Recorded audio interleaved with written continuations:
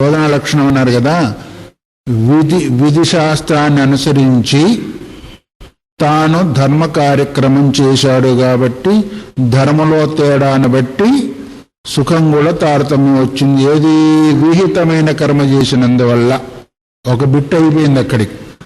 తర్వాత రెండోది ఏంటిది అంటే తత ఊర్ధ్వగతేషు అధోగతేషు దేహవచ్చు, పైకి పోయిన వాళ్ళు కావచ్చు.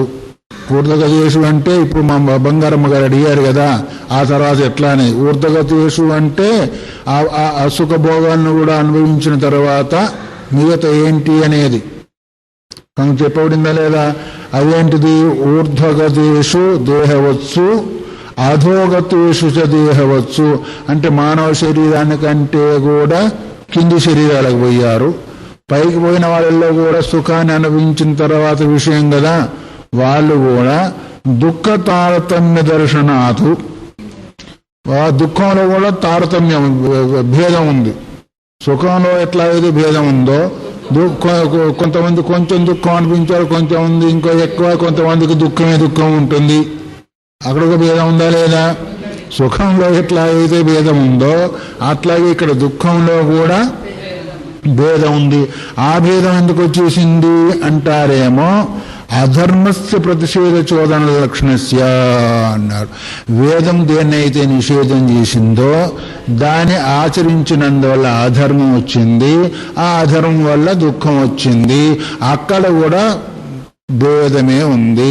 ఎందుకంటే విధి నిషేధించింది, కొందరు తక్కువ చేశారు, కొందరు ఎక్కువ చేశారు. కొందరు పంచమహాపాతకాలు చేశారు, కొందరు ఒకటి చేశారు, కొందరు ఇంకోటి చేశారు, కొందరు ఇంకోటి చేశారు. అది వేద నిందితమైంది, వేద నిషేధమైంది కదా. అక్కడ ఎట్లా ఇది తారతమ్యమైందో దుఃఖంలో కూడా తారతమ్యమే. అప్పుడు సుఖంలో తారతమ్యము, దుఃఖంలో. ఒకసారి చెప్పుకున్నాను, గుర్తున్నాయి, కుక్కలన్నీ కుక్కలే. కొన్ని విమానాలు పోతున్నాయి, కొన్ని చెప్పు దెబ్బలు తింటున్నాయి. మరి దాని దుఃఖం ఆ కుక్కకున్న దుఃఖం ఈ కుక్కకు ఉందా? అట్లా ఈ మనిషికున్న దుఃఖం ఈ మనిషికి ఉందా?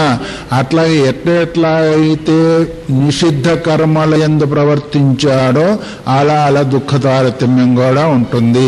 ఎట్లా అయితే విధి కర్మల యందు ప్రవర్తించాడో అట్లా సుఖ తారతమ్యం కూడా ఉంటుంది అనేది కూడా శాస్త్రం చెప్తుంది. చూడండి, ఇంకా ఆ పైకి పోయిన వాళ్ళు కూడా మళ్ళీ ఏమైనా తప్పుడు కర్మలు చేస్తే మళ్ళీ వాళ్ళు పై కిందికి వచ్చేసి దుఃఖాన్ని అనుభవించవలసిందే. ఎట్లయితే అందరూ ఎవరు వచ్చినా వస్తూనే ఉంటారు. నగుసుడు వచ్చారు, ఇంకోరు వచ్చారు. ఆఖరికి అంత తపస్సు చేసినా జడభరతుడు కూడా వచ్చాడు. అయితే ఆయన దుఃఖాన్ని అనుభవించలేదు. దుఃఖాన్ని అనుభవించకపోయినా మానవేతర శరీరం పొందడం కూడా ఒక దుఃఖమే. ఎందుకంటే చలికి ఆ వేడికి వగైరా వాటిని కూడా ఓర్చుకోవాలా వద్దా?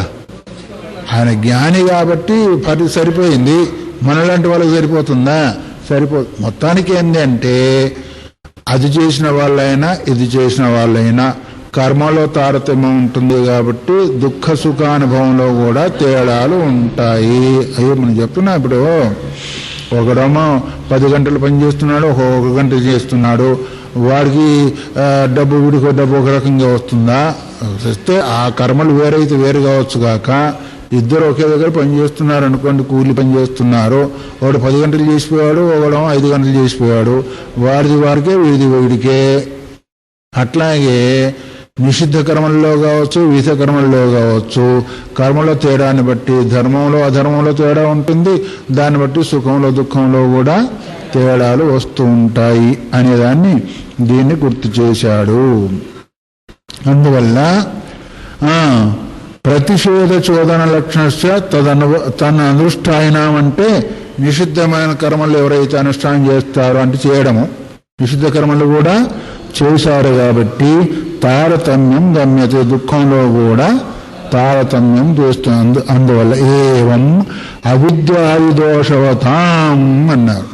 దాంతో ఎందుకొరకు వస్తుంది? అవిద్య అస్మిత రాగద్వేషాల వల్ల కలిగే ఏ దోషం అయితే ఉందో దానిలో ధర్మాధర్మ తారతమ్య నిమిత్తం అన్నారు. అవిద్యాది దోషాల వల్ల ఏ కర్మ చేశారో దానిలో ధర్మ అధర్మ తారతమ్య నిమిత్తము అన్నారు. ఏంటిది? శరీర ఉపాదాన పూర్వకం సుఖదుఃఖ తారతమ్యం అనిత్యం సంసార రూపం శృతి స్మృతి న్యాయ ప్రసిద్ధం అన్నారు. ఇప్పుడు మనకు పరినిష్ఠితమైన అర్థం ఏం చెప్తున్నారంటే ఎవరెవరకు ఎలాంటి శరీరాలు ఎలా వస్తాయని చెప్తూ ఉన్నారు. దీనిలో ఏంటది? అవిద్యాది దోషం. ఏ కర్మ చేసినా కానీ దోషంతో చేస్తున్నాడు కదా. అవిద్యాస్మిత రాగము ద్వేషం ఇవన్నీ కూడా పంచక్లేశాలు అన్నారు కదా. ఇది యోగసూత్రం చెప్పినట్టుగా. అందుకే అవిద్యాది దోషాలతో కూడుకున్నందువల్ల ఏర్పడింది ధర్మ అధర్మ. ఆ ధర్మం ఏర్పడింది, అధర్మం ఏర్పడింది. దానిలో కూడా తారతమ్యం అంటే భేదం కూడా ఏర్పడింది. దోషం చేత ధర్మాధర్మాలు అంటే రాగము ద్వేషము దోషం కాకపోయినప్పటికీ ఆ కర్మాన్ని ప్రవర్తింపజేస్తుంది కాబట్టి దోషం మాదిగానే అనుకోబడుతుంది. కాబట్టి అక్కడేమంటున్నాడు? దాన్ని బట్టి ధర్మాధర్మ తారతమ్య నిమిత్తం. శరీరం వచ్చేదానికి నిమిత్తం ఏంటిది? ధర్మాధర్మాలలో తేడాయే ఒక కారణం. నిమిత్తం అంటే కారణము. అది శరీర ఉపాదాన పూర్వకము.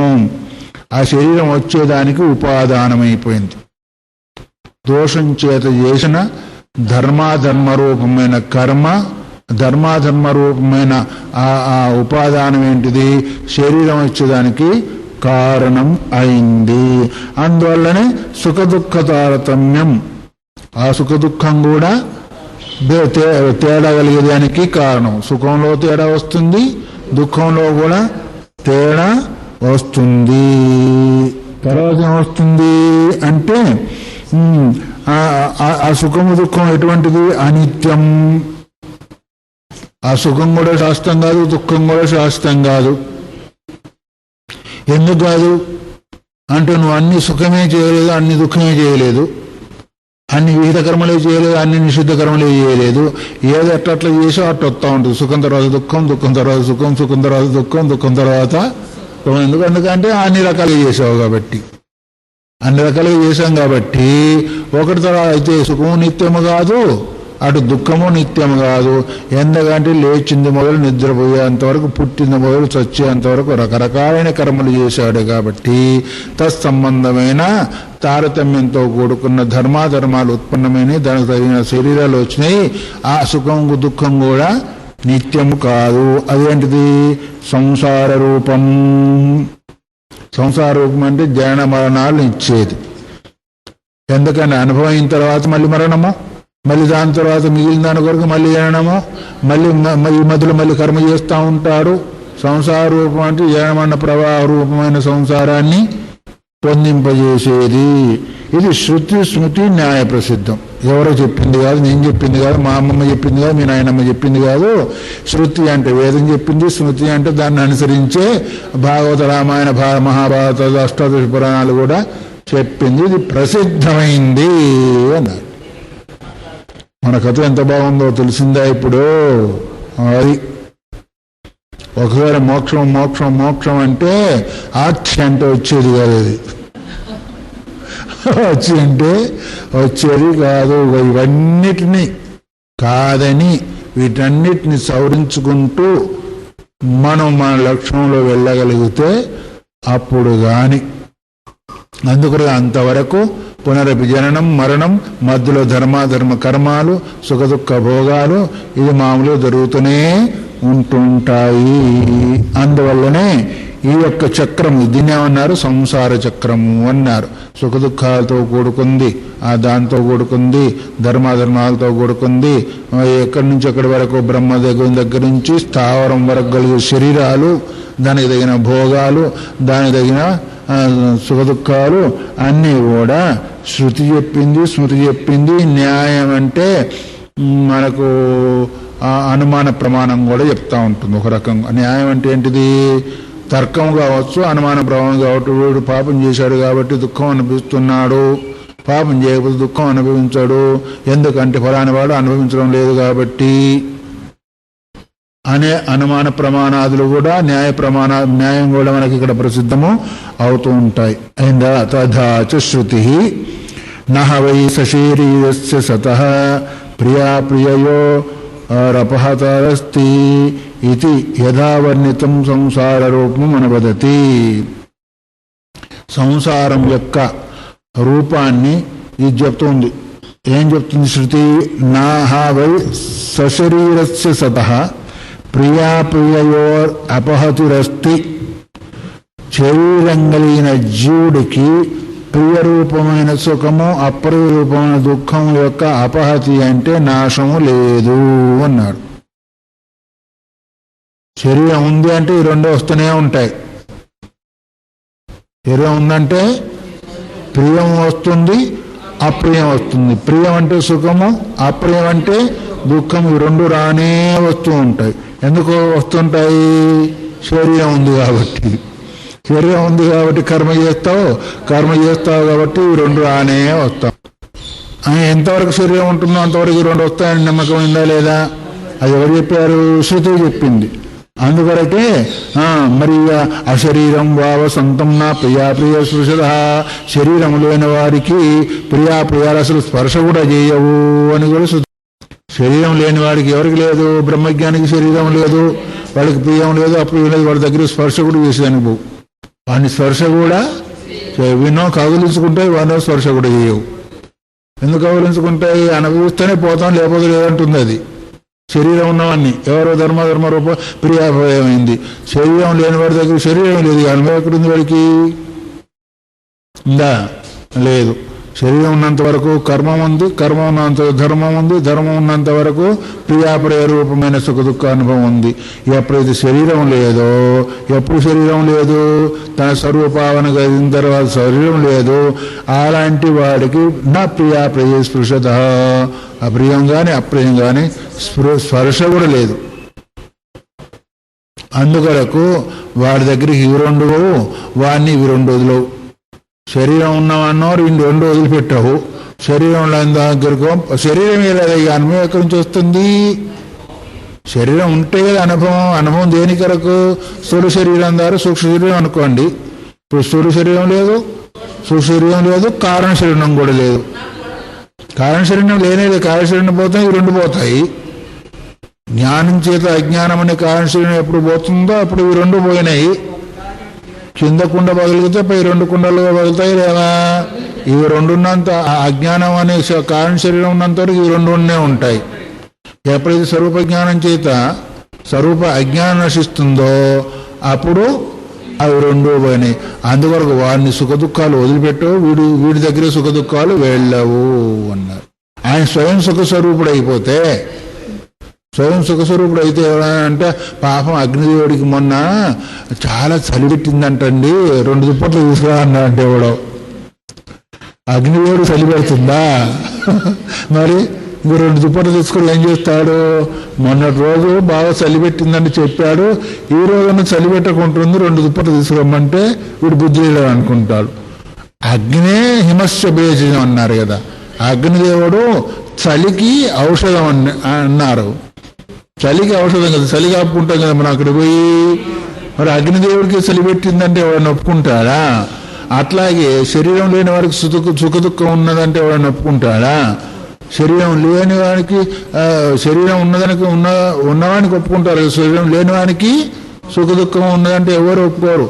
శరీరం ఉన్నవానికి సుఖ దుఃఖాలు లేవు అంటే ఎవరు ఒప్పుకోరు. వాడికి ఉన్నాయంటే ఒప్పుకోరు, వీడికి లేవంటే ఒప్పుకోరు. అందువల్ల అశరీరం వావసంతం నా ప్రియాప్రియ స్పృశత.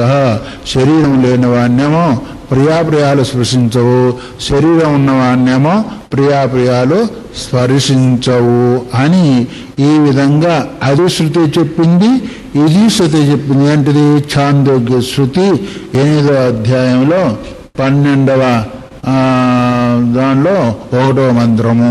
ఇదంతా ఎవరు చెప్పారు అంటే 8వ అధ్యాయంలో కూడా నారదునికి సనత్ కుమారుడు చెప్తాడు. నాకు ఈ విద్య వచ్చు, ఆ విద్య వచ్చు, 64 విద్యలు వచ్చాయ్యా, అసలు బ్రహ్మ విద్య రాదు, నాకు దుఃఖం పోలేదు అని అంటే ఆయన వేదాంతం బోధిస్తుంది. దానిలో ఆగటంలోనే ఇది వచ్చేసిస్తుంది. అందువల్ల ఇప్పుడు మనకు సంపూర్ణంగా నిర్ధారణ అయ్యేది ఏంటంటే ఎవరు చేసుకున్నది వాళ్ళ ముందుకే వస్తుంది కానీ చెయ్యంది రాదు, చేసింది పోదు అనే నానుడు ఏదైతే ఉందో దాన్ని ఎవ్వరు కూడా కాదనేదానికి కాదు.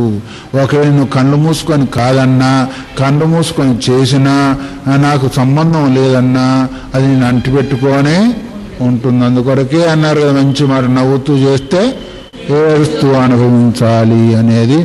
అందువల్లనే ఎప్పుడు మంచి మంచి, చెడు చెడే, పుణ్యం లేదు పాపం లేదు అంటే అనుభవించేప్పుడు నీకే తెలుస్తుంది. మేము ఎందుకు చెప్పాలి దాని గురించి? చెవి ఎవడొద్దన్నాడు.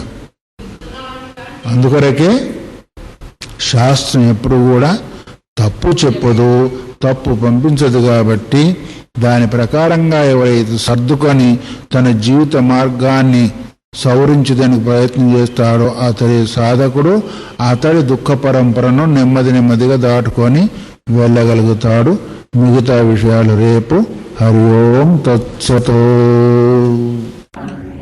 సదాశివ సమారంభాం శంకరాచార్య మధ్యమాం అస్మదాచార్య పర్యంతాం వందే గురు పరంపరాం. ఓం సహనా భవతు సహనౌ భునక్తు సహ వీర్యం కరవావహై తేజస్వినావధీతమస్తు మా విద్విషావహై. ఓం శాంతి శాంతి శాంతి. హరి ఓం. బ్రహ్మసూత్రాలు 4వ సూత్రం తత్వ సమన్వయాతలో నిన్న అధికారి భేదాన్ని అనుసరించి దుఃఖ ధర్మాధర్మాలు సుఖ దుఃఖాలు అవుతాయని చెప్పి, ఎవరికి శరీరాభిమానం కలిగిన వాళ్లకు, శరీరం ఉన్నది అనుకునే వాళ్లకు, కానీ అశరీరం వావసంతం న ప్రియా ప్రియసృషద, శరీరం లేని వాళ్లకు ప్రియాప్రియాలు స్పర్శ కూడా జరగవు అని. ఎందుకు? శరీరం ఉంటే కదా ప్రియాప్రియాలు జరిగేదానికి.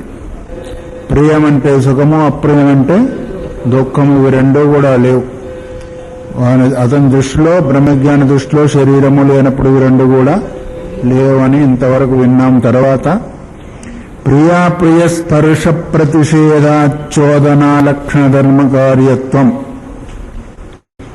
ప్రియాప్రియాలు దేనికి సంబంధించినవి అంటే వేదం యొక్క ప్రతిషేధ చోదన లక్షణ ధర్మ కార్యత్వం.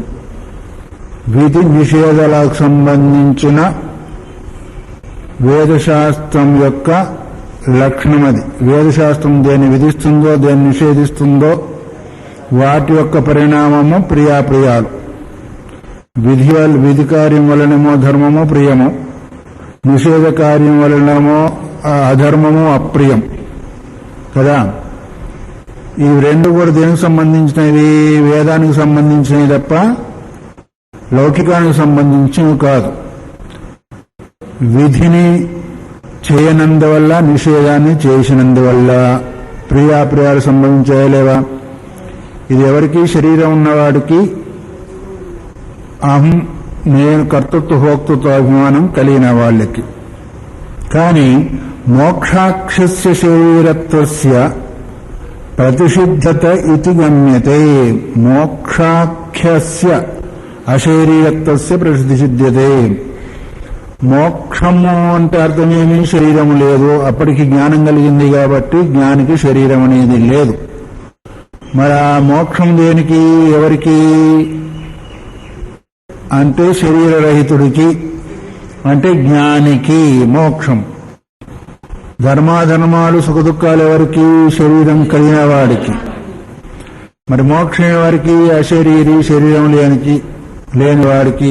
శరీరం ఎందుకు లేదు? జ్ఞానం ఎప్పుడైతే కలిగిందో సమస్త సంచితాలు పోయినాయి కాబట్టి శరీరం కూడా లేదు.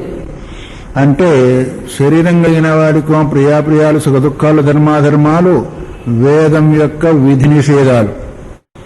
శరీరము లేని వాడికి అంటే మోక్షం కలిగిన వాడికి వేదం యొక్క విధి నిషేధాలు లేవు, ప్రియాప్రియాలు లేవు, సుఖదుఖాలు కూడా లేవు అనేది ఇక్కడ నిర్ణయిందా లేదా?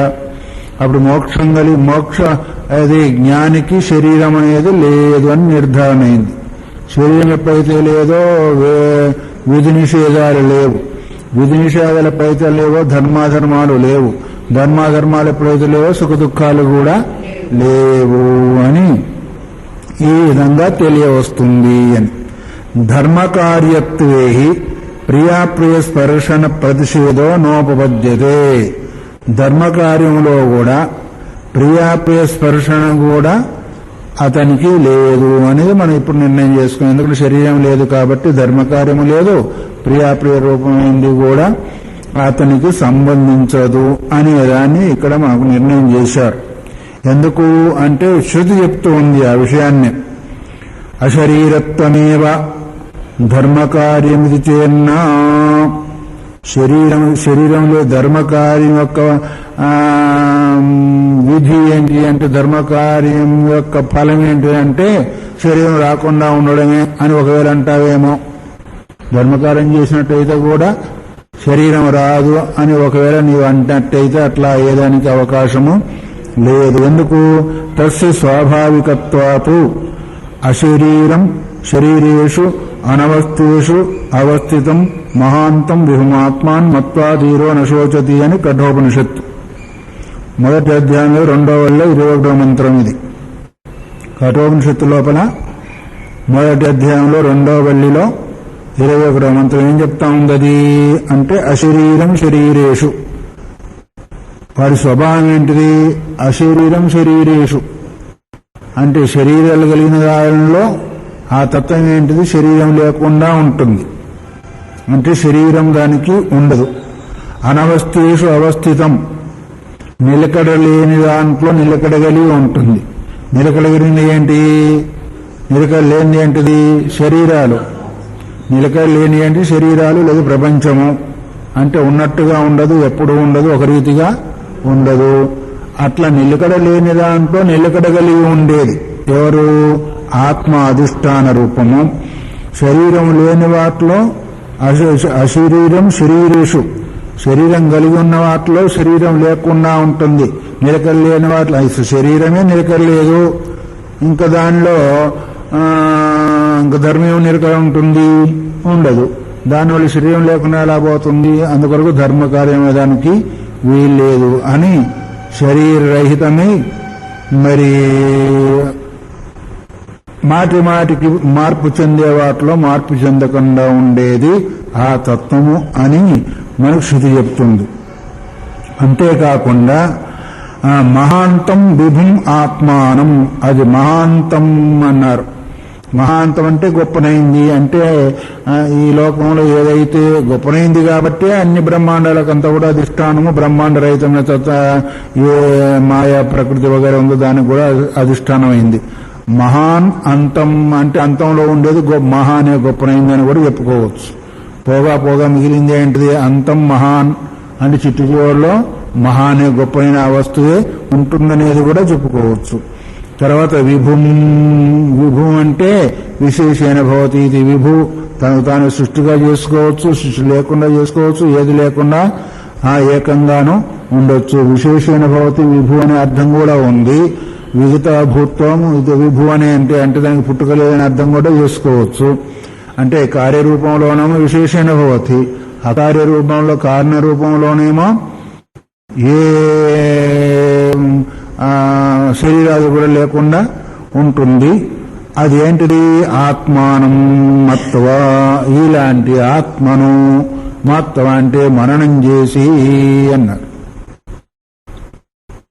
ఏంటిది ఆత్మ? ఎట్లా ఉంది? శరీరాలు కలిగిన వాటిలో శరీరం లేకుండా ఉండేది. అనవస్థం అంటే చంచలమైన వాటిలో స్థిరంగా ఉండేది. మహాంతమైంది, విభు అయింది. ఇది ఏంటిది? ఆత్మ. ఇలాంటి ఆత్మను మొత్తం అంటే మననం చేసి ఎవరు ధీరో నశోచది, ధీరుడైన వాడు శోకాన్ని పొందడు. ధీరుడెవడు? ఇంకా ఏమి ఆయనకంటే భిన్నంగా ఏమి లేనప్పుడు అతను ధీరుడు కాకపోతే ఏమవుతుంది? ధీరుడవుతాడా దీనుడవుతాడా? దీనుడు ఎవరవుతారు? ఇవన్నీ ఉన్నవాడు దీనుడు, అవన్నీ లేనివాడు కర్మఫలాన్ని అనుభవించేవాడు, నరకాన్ని అనుభవించేవారు, ఏంటిది స్థిరంగా లేనివాడు, ఇంకా రకరకాలు. అంటే ఇప్పుడు చెప్పుకున్న వాటికంటే భిన్నమైన వాతావరణం కలిగిన వాళ్ళంతా కూడా దీనులు. ఎందుకంటే కర్మబద్ధులైనందువల్ల, సుఖదుఖాలకు బద్ధులైనందువల్ల దీనులై ఉంటారు. అట్లా కాకుండా ఉండేవాళ్ళు ఎవరు? ధీరుడు అని. అందుకొరకు అలాంటి వాడు ధీరుడు. ఎందుకంటే ధియం రాతీది ధీర, బుద్ధిని సంస్కరించుకున్నవాడు కాబట్టి, బుద్ధిని తన కంట్రోల్లో పెట్టుకున్నవాడు కాబట్టి ధీరుడు అన్నారు. అలాంటి వాళ్ళకు వాడికి శోకం ఇంకెక్కడ ఉంటుంది? తనకంటే భిన్నమైన వస్తువు ఒకటి ఉంది అనుకుంటే కదా అప్పుడు శోకం ఉంటుంది. అందువల్ల ఆశ్రుతి చెప్పింది. తర్వాత అప్రాణో యమన శుభ్ర ముండకోపనిషత్తులో 2వ ముండకంలో మొదటి అధ్యాయంలో 2వ మంత్రం చెప్తుంది. అది అప్రాణ, ప్రాణం లేదు దానికి, అంటే చచ్చిపోయిందనా? ప్రాణాపానాలు దేనికి ఉంటాయి? శరీరం ఉన్నదానికి ప్రాణాలు ఉంటాయి. అందుకొరకు అప్రాణ హి అమనాహ, ప్రాణం లేదు, మనస్సు కూడా లేదు. వాడికి బుద్ధి లేదంటే, నీకు బుద్ధి లేదంటే కోపం వస్తుంది, వాడికి బుద్ధి లేదంటే అదేం కోపం ఏమి రాదు వాడికి. ఎందుకు రాదంటే బుద్ధి లేదు, మనసు లేదు, శరీరం లేదు, ఏ లేదు. నీకు బుద్ధి లేదంటే కోపం వస్తుంది రాదా? పరమాత్మ అట్టుకుని నీ బుద్ధి లేదంటే నువ్వు బాగా తెలుసుకున్నావు నాయన, నువ్వు నేను ఒకటే పో అంటాడు ఆయన. ఎందుకంటే నాకు బుద్ధి లేదు, మనసు లేదు, చిత్తం లేదు, అహంకారం లేదు, ప్రాణం లేదు, అసలు శరీరమే లేదు అని. అది కదా. తర్వాత శుభ్ర అన్నారు. శుభ్రం అంటే అర్థమేమి? నీట్గా క్లీన్గా ఇంగ్లీష్ పదాలు. శుద్ధమైంది అని అర్థం. ఇక్కడ శుద్ధమైందంటే ఏమాత్రం కూడా పుణ్యము పాపం అనే మాలిన్యం లేకుండా ఉంది. శుభ్రము శుద్ధము అది. అందుకొరకు ఎందుకు ఏం మాలిన్యం ఏంటిది? అసలు మాలిన్యం ఏంటిది? 3 గుణాలే మాలిన్యము. ఒకటి, ఆ 3 గుణాల ద్వారా ఏర్పడిన ప్రపంచం ఒక మాలిన్యము, దానిలో క్రియాకలాపాలు ఒకటి, దానిలో ధర్మాధర్మాలు సుఖదుఖాలు మాలిన్యము ఒకటి. ఎప్పుడైతే లేదో మిగతా అన్నీ కూడా అసలు అజ్ఞానమే ఒక మాలిన్యం. అందుకొరకు అజ్ఞానం అనే మాలిన్యం కూడా లేనివాడు కాబట్టి శుభ్రం అని ఆ ఉపనిషత్తుంది. అసంగోహి అయం పురుష, దేన్ని కూడా అంటకుంటా ఉంటాడు అని. ఈ పురుష అంటే ఈ జీవుడు అసంగుడై ఉంటాడు అని బృహదారణ్యశృతి కూడా చెప్పింది. దేనికి అసంగుడై ఉంటాడు? అన్నిటికీ. క్రియాకలాపాలకు అసంగుడై ఉంటాడు, సుఖదుఖాలకు అసంగుడై ఉంటాడు, దేన్ని కూడా పొందకుండానే ఉంటాడు కాబట్టి అసంగుడు అన్నారు. ఇత్యాది శృతిభ్య.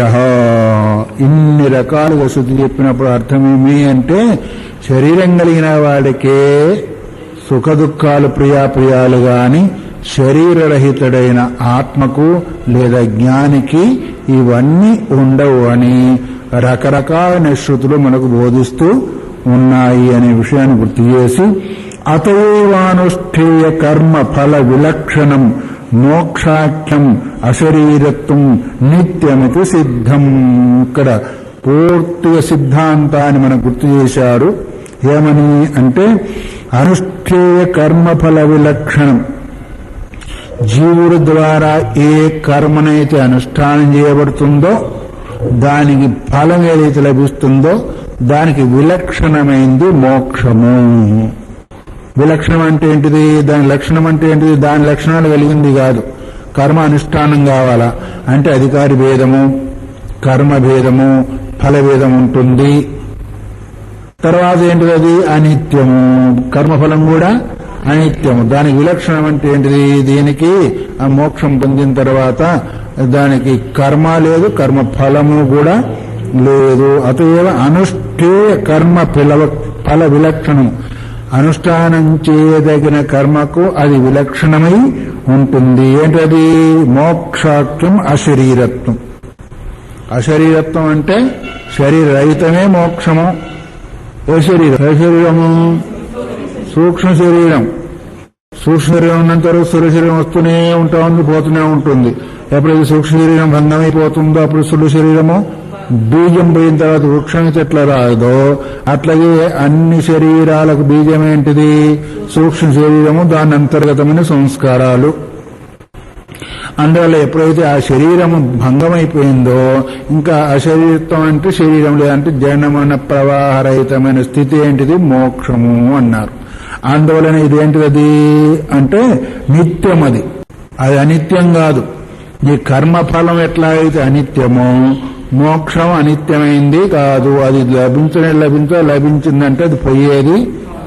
మోక్షం అంటే దాని యొక్క స్వరూపమే కదా. దాని స్వరూపం ఎక్కడికి పోతుంది?